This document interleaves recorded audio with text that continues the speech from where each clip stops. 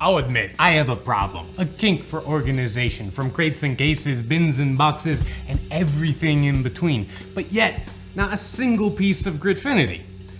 Technically, it's kind of like craft cheese. It's not cheese, it's cheese product. Same thing here. It's not Gridfinity, it's grid product. Grid adjacent, grid mobile, grid inspired, grid finite. The name's still in beta, but any way you slice it, it's a whole new world of Gridfinity coming to a town near you.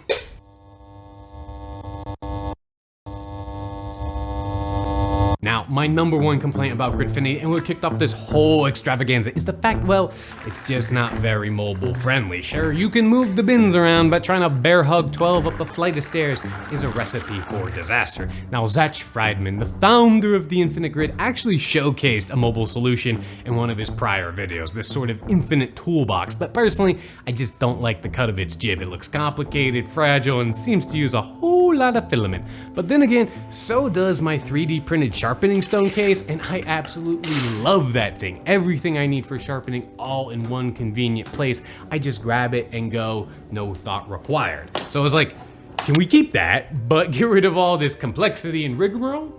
Maybe, but only if we look outside of 3D printing. Introducing one of my favorite products, the hard case. These bad boys come in all sizes, shapes, and colors. They're rugged and durable and relatively affordable. Like this one from Harbor Freight, I think is $10.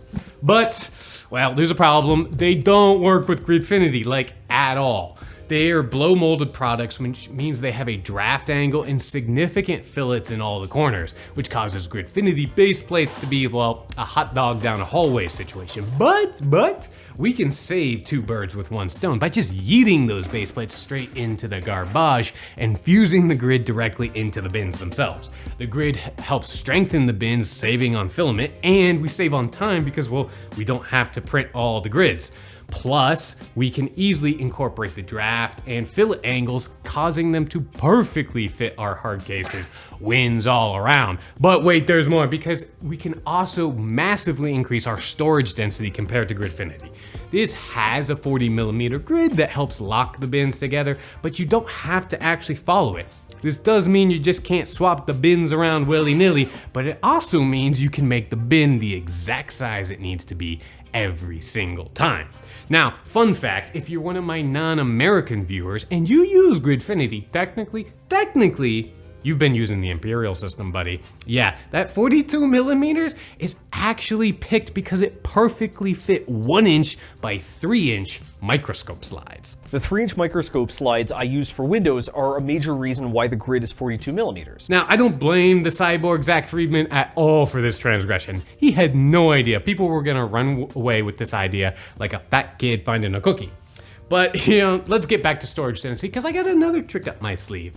Normal Gridfinity requires you to leave a whole bunch of dead space for, well, your fingers to actually get in there and grab the bits. A lot of folks in the comment section of the first video gave me crap for not maxing out the density, not packing the most stuff in here, and this is why. Our fingers are big clunky meat sticks. Key example is this bin right here. It's so small, I actually can't get the batteries out.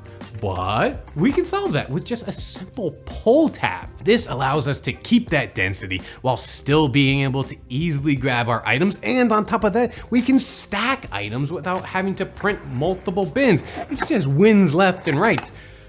But Gridfinity does have one thing going for it, and that's, well, you don't have to figure the whole thing out in one go. You can kind of just print one bin at a time, placing it down. Here, not so much. If you don't fill out the whole case, things, well, it gets a little loosey-goosey in the corners, if you know what I mean. But we can fix that and give up very little in return. Let me show you. It all starts with the perimeter. This drops in and forms our grid, and it also gives us storage space for awkward items on the side.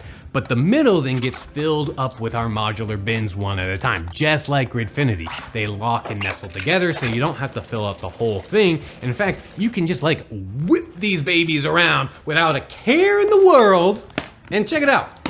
Literally everything stays exactly where it should be. It's awesome. Now, we did give up a little bit in return by increasing those grid projections to help lock the bins together. Well, we gave up some space, and the more you increase it to lock them together, well, the more space you give up. It's a bit of a balancing act.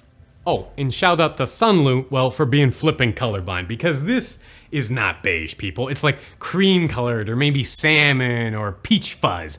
It definitely ain't beige though. But you know, back to the task at hand. And my favorite part of this whole rigmarole is the fact that you can make the grid as small as you want without wasting a whole bunch of extra filament. Like go from a 24mm grid to a 12, and it's only a 10% increase in filament.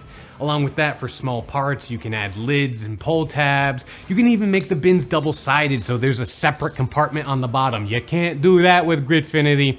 And compared to traditional organizers, we have space for all those awkward shaped items, meaning everything gets contained in one tiny little package that can go anywhere, and I absolutely love it. Now, for printing wise, I did everything on my H2D, which Bamboo was kind enough to send my way. And I gotta say, the larger size was a real luxury on this project. I really didn't know how much I would use a bigger printer until, well, I had a bigger printer. I did everything in ABS for layer bonding and durability, and plus, you know, if you got a heated chamber, you might as well. Along with that, I used a 0.6 high flow for extra speed. The whole case here took like 14 hours to print and just 500 grams of filament. Now there is one major red flag that I just couldn't overcome, and that is ease of use. From thousands of pre-made models to automatic bin generators, Gridfinity, well, it's just got this one in the bag. But hey, my system is not as bad as you might think, mostly because I did the heavy lifting for you. I made fully parametric models for everything you see here in Fusion 360, which is free to use. I don't think most people know that. Let me give you a quickie, I'll walk you through it. I'll be brief, don't skip ahead. We open Fusion, we go to the parameters tab, we enter the length, width, and height, and our desired grid spacing, and nothing. You're done. Like literally, that's all you gotta do. You can do a whole bunch more, but you don't have to. And you can jump over to the bins, same story. Length, width, height, grid size. Tell it 1x1, 2x2, 6x12, whatever floats your boat. Add the pull tabs, delete the lids, change the text, make them double-sided. Literally every single dimension is 100% parametric, changed to your heart's desire. And everything is gonna be available for download on my Patreon. No paywall, any of sorts. You sign up with a free account and you get access to all of the files, including a detailed write-up on how to use everything.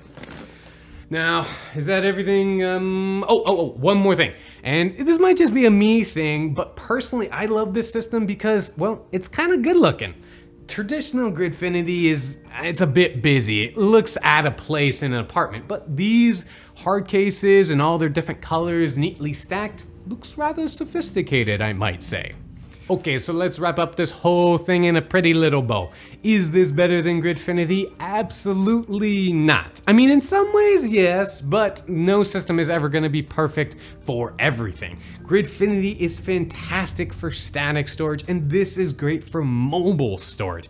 And that was the whole point all along, was to evolve off of Gridfinity, to cover the gaps that existed in the system. And that's the whole point of making it open source after all, for it to evolve over time. And personally, I really dig this evolution. Hopefully you do too. Till next time.